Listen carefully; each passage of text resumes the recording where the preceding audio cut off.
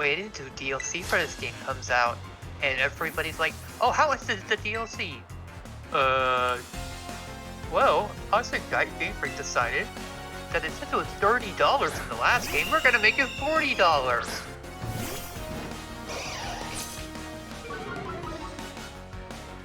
You know what the sad thing is? I kid like that, but it might actually happen. Yeah. Well, it was the DLC packs for Sword and Shield, right? You got 2 for 30, right? Or was each one maybe. 30? I believe it's 2 for 30, but it's still. If you combine them, it's not enough content to be worth that much. Like, there are games that give you huge expansions that add hours upon hours upon hours of gameplay for less, you know? Yes, but I also like at $30, it's basically a full game in my head. But if you're getting so 2, you get it. you get it then. Yes, but I also think if you're getting 2 expansions for $30, that's like $15 each. I think that's a fair compensation, you know? You just get. It's just they don't give you very much. I mean, I think that, like, I also think it's unfair to compare as well. Like, I'll hear you out. Explain why. well, a DLC, again, it's to each their own, right? But like, what the freak? Where did my Pokemon disappear to? Oh, there it is. Like, you have The Witcher 3 getting DLC, like free DLC that were basically full games, right? But then, you know, look at what happened with Cyberpunk 2077. Like, everything's connected there. And then, I don't know. Like, DLC's weird because you're basically saying, hey, I want to pay for extra content, right? Yes, but I want to pay a reasonable price for extra content. Right. Not.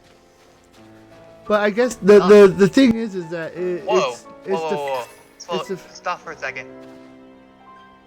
What? Okay. Sorry, you were very loud for a second and you killed my ears so I couldn't hear you. You're gonna have to start over. All right. I guess what I'm saying is that what's defined as reasonable is different depending on the person.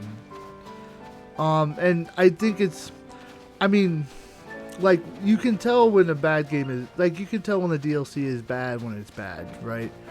But like, when DLC is good, I don't think it's fair to compare, I guess. Like Smash Bros, for instance. It was like Glaceon. we got 2 different Smash Bros bundles, right? 2 DLC packs. Each character was $5, or you can buy each for $30. So that's $60 per pack, right? Yes, but those were also sold separately as their own individual DLCs for like $5. So it's like you're getting a ton of DLC for, you know, that price. If that makes sense. I mean, the price is still the same.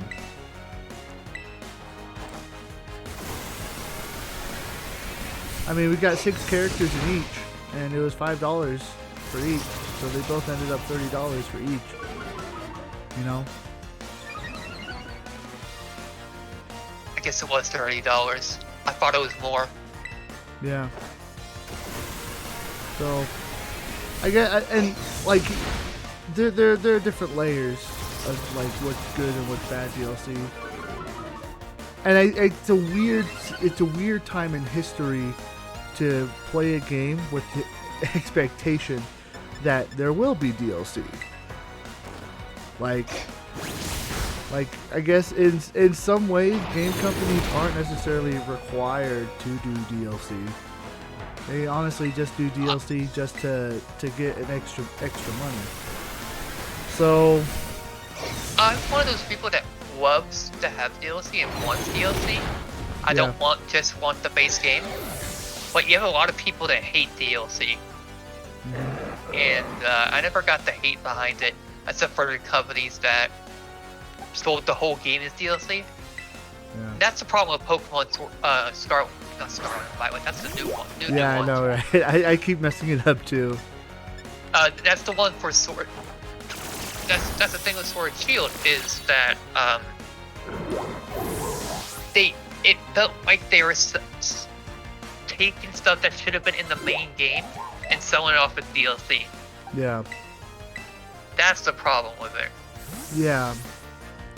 Like Sword and Shield did feel empty-ish, but I think that was more just design than rather the stuff. But then I think the DLC packs were kind of their own separate entities. I think they were big enough to not have to be included in the game. So It's just when you take a game that is unfinished, which Sword and Shield was unfinished. By unfinished, I mean it was rushed and needed more time in the oven to add more stuff to it. yeah, Don't get me wrong, Violet and Scarlet are much worse about this. But it just feels like, okay, this should have been in the main game. yeah. You know? Yeah, no, I hear what you're saying.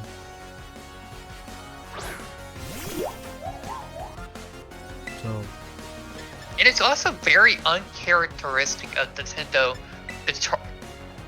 I guess it's because Pokemon Company is not owned entirely by Nintendo, but it's weird for Nintendo, practically a Nintendo product. You get what I'm saying?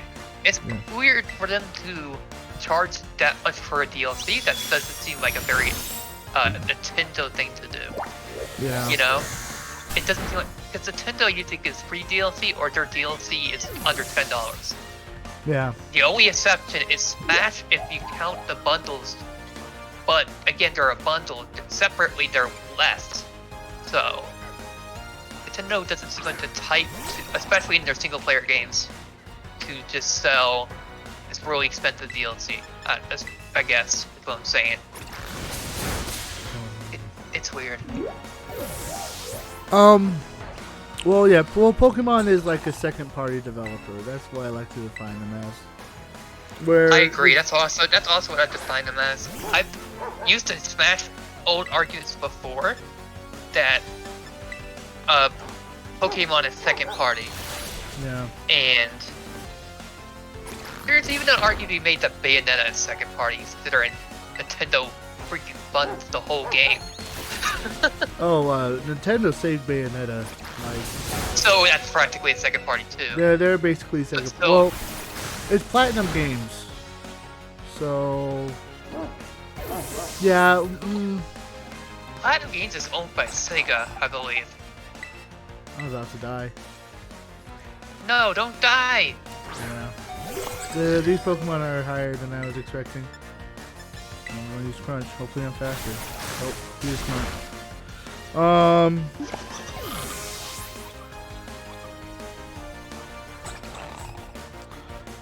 What was I saying? Go ahead.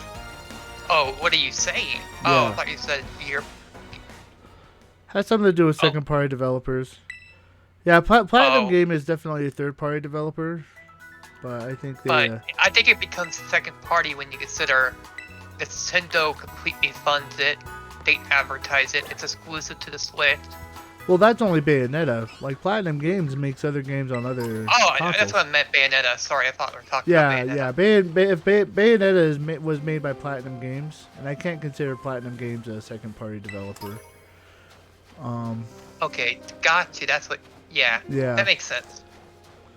Um, I believe they're owned by Sega, if I remember correctly. Platinum Games? No, I think they're their own entity. They might be owned by Sony. But- They're owned by Sega. I looked it up.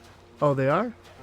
That's Yeah. interesting. All the intellectual properties created by Platinum Games as part of the partnership are owned by Sega.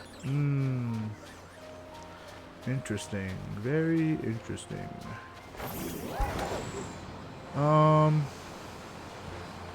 Yeah. So Game Freak is like Oh, another one, Monolith Soft. They make the Xenoblade Chronicles game. I would consider them second-party developers. So, Second party? Monolith Soft. Oh, actually, yeah. Actually, I never thought of them. When I argued it, I always thought of Pokemon. But I think you're right. Pokemon is the most obvious, but actually, what's in You'd be surprised how many people think Nintendo flat out owns Pokemon entirely. Oh yeah. You'd be surprised. Yeah.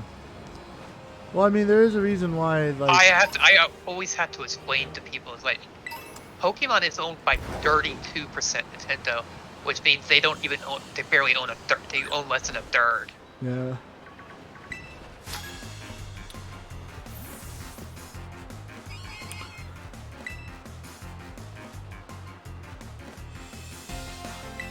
Oh, did you know Game Freak makes other games, by the way?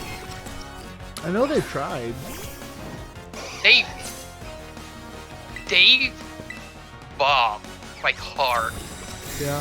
They made one called Pocket Jockey, which is very obscure. I used to watch Game Explain at the time back in the day, and they went over it because it's like, oh, Game Freak's now developing their own game, right? Yeah.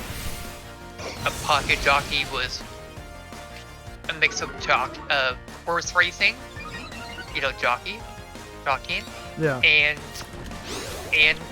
poker. And the better you played at poker,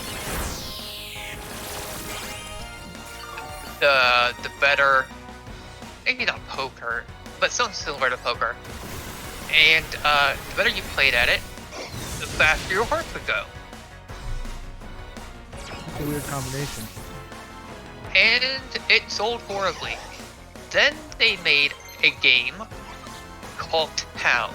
And here's a big mistake they did with it. They put almost all their guys on Town instead of the new Pokemon game, which was Sword and Shield at the time. And when they should have been put on Sword and Shield, the more important game. Yeah. But they weren't. They put it all on Town. Town bombed hard. Partly because no one really wants to buy a Game Freak game, I guess, that isn't Pokemon anymore. Not anymore, but right now. And they probably also, because they ticked off the Pokemon fan base by announcing they were working on it at the same time as Pokemon. Yeah. That probably hurt a lot too. Yeah. So yeah, they worked on that.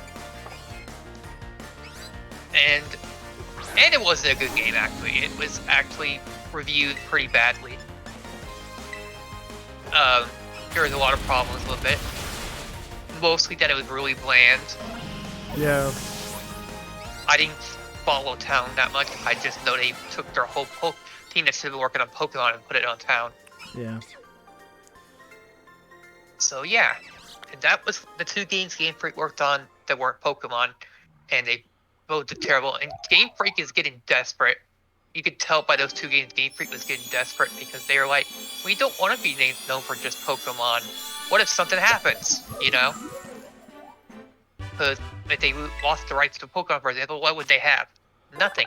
I mean, I think That's desperate might be the wrong answer or the wrong word to use, but I kind of see where you're going.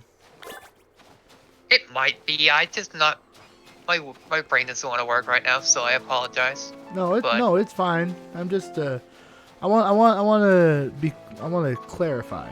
I want to make sure that everything's said specifically. It's the internet. Semantics are kind of important. So. Gotcha.